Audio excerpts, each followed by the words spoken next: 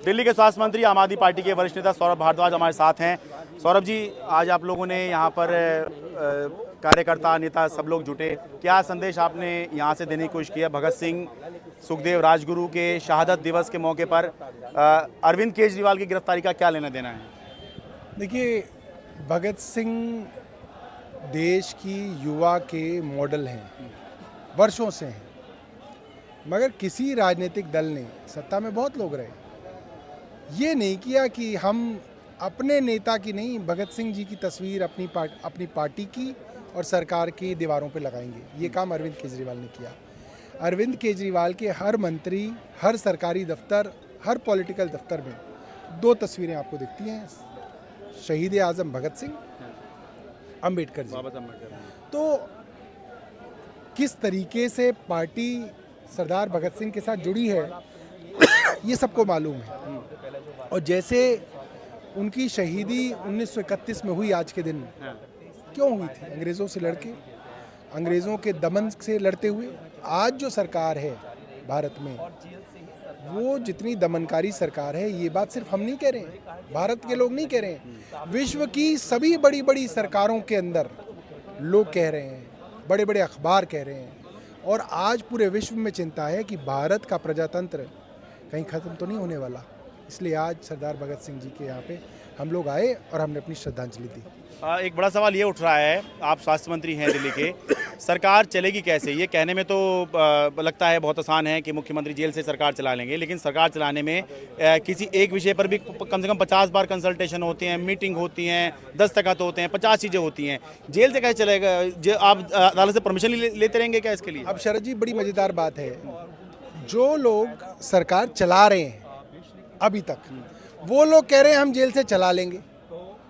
जिनका सरकार से कोई लेना देना नहीं, भारतीय जनता पार्टी वाले, वो कह रहे नहीं चलेगी। यार तुम्हें कैसे पता नहीं चलेगी? तुम तो चाहते ही नहीं थे कि हमारी सरकार कभी चले। तो कहते हैं। जिसे चलानी है वो चलाने के लिए तैयार है, जो पार्टी है वो चलाने के लिए तैयार है। जिनके पेट में दर्द पहले भी था, वो आज भी कह रहे नहीं चलेगी। अरे भाई, तुमसे पूछ कौन रहा कि चलेगी? या तुम्हें चलानी है? चलानी जिसे है वो कह रहा है चलेगी।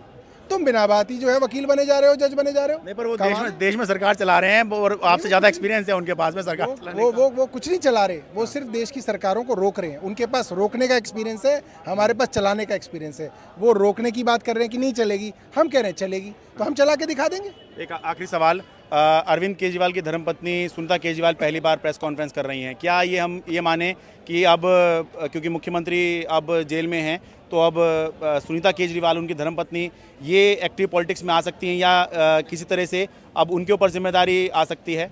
देखिए, भाभी के बारे में अगर आप ध्यान दें, उनका एक ट्विटर अकाउंट आज से नहीं, वर्षों से है। और हर एक बड़ी राजनीतिक गतिविधि पे वो अपनी बात रखती हैं, रीट्वीट्स भी करती हैं, सब कुछ है। और साधारण महिला नहीं है। अरविंद जी के साथ ही IRS थी। अरविंद जी ने IRS की नौकरी छोड़ दी थी, मगर उन्होंने उसके बाद भी दशकों तक नौकरी की। फिर क्योंकि मुख्यमंत्री बन गए थे, ट्रांसफर्स, पोस्टिंग्स, ये सब दिक्कतें रहती हैं, इसलिए उन्होंने VRS ली।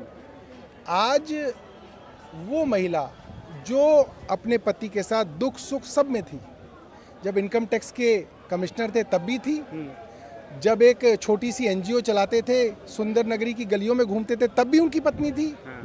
और जब मुख्यमंत्री बन गए तब भी थी, जब सरकार गिर गई तब भी थी। हर दुख सुख में वो पत्नी उनके साथ रही है। और आज अगर केंद्र की सरकार ने उनके पति को जेल में ज़बरदस्ती बंद कर दिया है, तो वो अपनी बात रखेंगी, क्यों नहीं रखेंगी? रखनी चाहिए, हम स्वागत करते हैं इस बात। देखिए, क्या सामने आकर जिम्मेदारी उठाएंगी कुछ पार्टी या सरकार की, इस तरह की कुछ? अब देखिए, मैं तो एक बहुत छोटा सा आदमी हूँ कि मैं इस विषय में आप वरिष्ठ नेता हैं पार्टी मैं इस विषय में, मेरा इस विषय में बोलना ठीक नहीं है।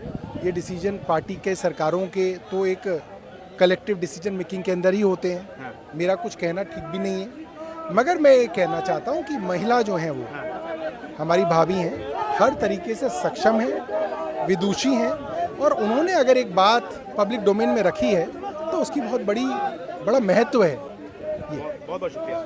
दिल्ली से अपने कैमरा सहयोगी कमलकांत के साथ मैं शरद शर्मा, NDTV।